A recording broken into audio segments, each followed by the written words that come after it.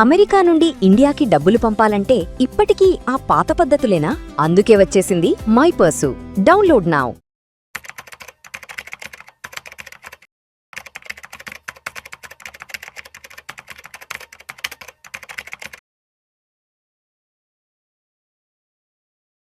Hello viewers, I'm Madhvi Reddy. I'm certified financial planner and chartered wealth manager and as well as mutual fund distributor.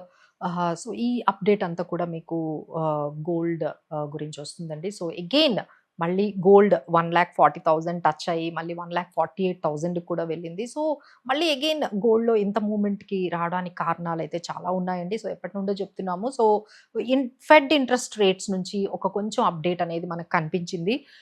ఎప్పుడైతే యుఎస్లో job data అనేది కొంచెం అంత అంటే నెగిటివ్గా అని చెప్పలేమండి, స్లో డౌన్ అయింది. అక్కడ జాబ్ ఏవైతే డేటా ఉంటుందో ఆ గ్రోత్ అనేది అంత ఎక్కువగా కనిపించలేదు, కొంచెం స్లో డౌన్ కనిపించింది అనగానే దేర్ మైట్ బి లైక్ ఇంకా యుఎస్ ఫెడ్ ఇంట్రెస్ట్ రేట్స్ ఏవైతే హైక్ చేయాలి అనుకున్నారో మేబీ చేయకపోవచ్చు. అంత ప్రెజర్ అనేది ఇప్పుడే ఇంట్రెస్ట్ రేట్స్ హైక్ చేయాలనే ప్రెజర్ అయితే కొంచెం తగ్గిందండి. సో ఎప్పుడైతే ఇంట్రెస్ట్ రేట్స్ అనేవి అలానే ఫర్మ్గా ఉంటాయో లేకపోతే తగ్గే ఛాన్సెస్ ఉంటాయో గోల్డ్ అనేది మళ్ళీ పెరిగే అవకాశం ఉంటుంది. సో దానికి కొంచెం పాజిటివ్ న్యూస్ అండి. అలానే డాలర్ ఇండెక్స్ కూడా చాలా వరకు వీకనింగ్ అయింది. సో ఆల్రెడీ 100 దగ్గరకి వచ్చేసింది. సో ఇది కూడా మనకి పాజిటివ్ న్యూస్ అనేది మనం చెప్పొచ్చు. అలానే మనకి ఇక్కడ కొంచెం డిమాండ్ కూడా తగ్గిందండి. అంటే మన ఇండియన్ పీపుల్ ఎప్పుడైతే మనం అంటే ఎప్పుడైతే రేట్స్ బాగా పెరిగాయో కొంచెం బయింగ్ అనేది తగ్గింది. ఓన్లీ చైనా కొంచెం బై చేస్తుందండి.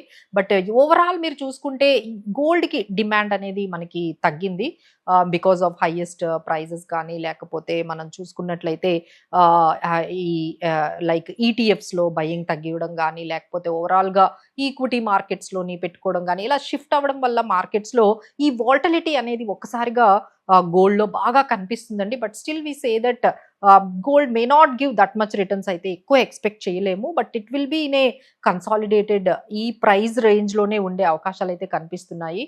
So one more important news from the gold అని మనం చూసుకున్నట్లయితే ఇప్పుడు ఈ ఐడిల్ గోల్డ్ ఇండియాలో దాదాపుగా 30,000 టన్నులు ఉన్నదండి. అంటే మనందరి దగ్గర అఫీషియల్గా కాదు, అన్అఫీషియల్గా మనందరి దగ్గర అంటే అంటే గోల్డ్ అఫీషియల్గా గవర్నమెంట్ దగ్గర ఉన్నవి మేబీ 1000 టన్స్ బిలో అయితే మనందరి దగ్గర ఉంటే 30,000 టన్స్ వరకు ఉన్నాయండి. So now government is initiating some revamping gold monetisation scheme. అది అందరికీ మీకు తెలిసిందే, ఆల్రెడీ ఈ స్కీమ్ అనేది మార్కెట్లో ఉంది. సో బట్ ఏంటంటే అది పెద్దగా మంచి రిజల్ట్ అయితే రాలేదు. సో బికాస్ ఆఫ్ కస్టమర్స్కి అది పెద్దగా నచ్చలేదు, ఇంట్రెస్ట్ రేట్స్ తక్కువగా ఉన్నాయి, ఈ జ్యువెలరీ షాప్ వాళ్ళని ఎవరిని వాళ్ళు ఇన్వాల్వ్ చేయలేదు. ఇలాంటి రీజన్స్తో ఈ 30,000 టన్నులు ఉన్నది ఓన్లీ 40 టన్స్ మాత్రమే అది గోల్డ్ మానిటైజేషన్ స్కీమ్లోకి కన్వర్ట్ అయింది. సో గవర్నమెంట్ ప్లాన్ ఏంటంటే కొత్త గోల్డ్ని ఇంపోర్ట్ చేసుకోకుండా మన దగ్గర ఉన్న ఏదైతే ఈ ఎగ్జిస్టింగ్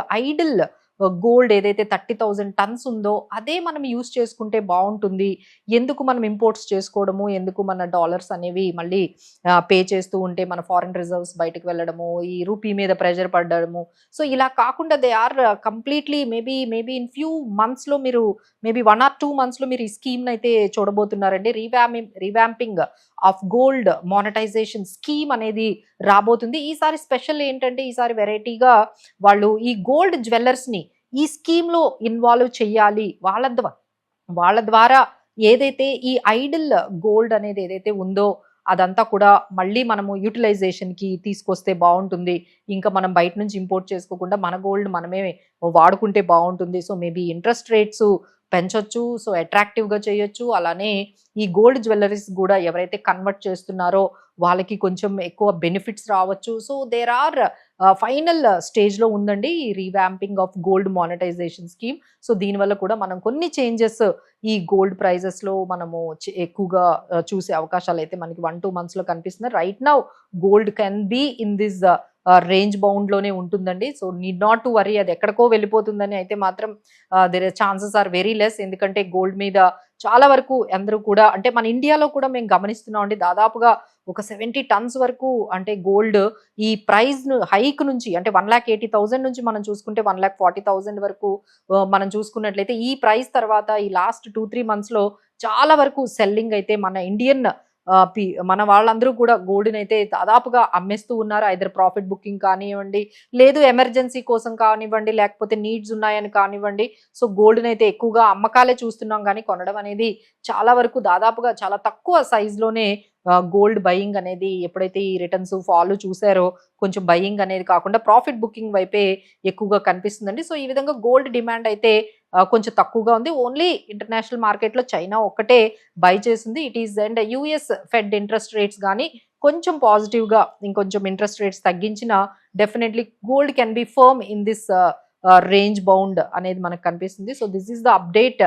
సో ఎవరైనా లాంగ్ టర్మ్లో బై చేసుకోవాలి అనుకుంటే ఓన్లీ స్టేజ్ వైజ్ లేకపోతే ఎస్ఐపి వైజ్ ఎవ్రీ టైమ్ సిస్టమేటిక్గా బై చేసుకోండి. బట్ బల్క్లో మాత్రం ఒకే ప్రైస్లో మీరు ఇన్వెస్ట్మెంట్ వైజ్ అయితే వెళ్ళకండి. ఫిజికల్గా అయితే మీరు కొనుక్కోవచ్చు. ఏదైనా ఎమర్జెన్సీ ఇంపార్టెంట్ ట్రెడిషన్ ఉంటే మీరు బై చేసుకోవచ్చు. బట్ ఇన్వెస్ట్మెంట్ పరంగా అయితే we don't suggest to buy the gold in so బల్క్లో అయితే మీరు ఒకేసారి లంసంలో అయితే కొనకండి.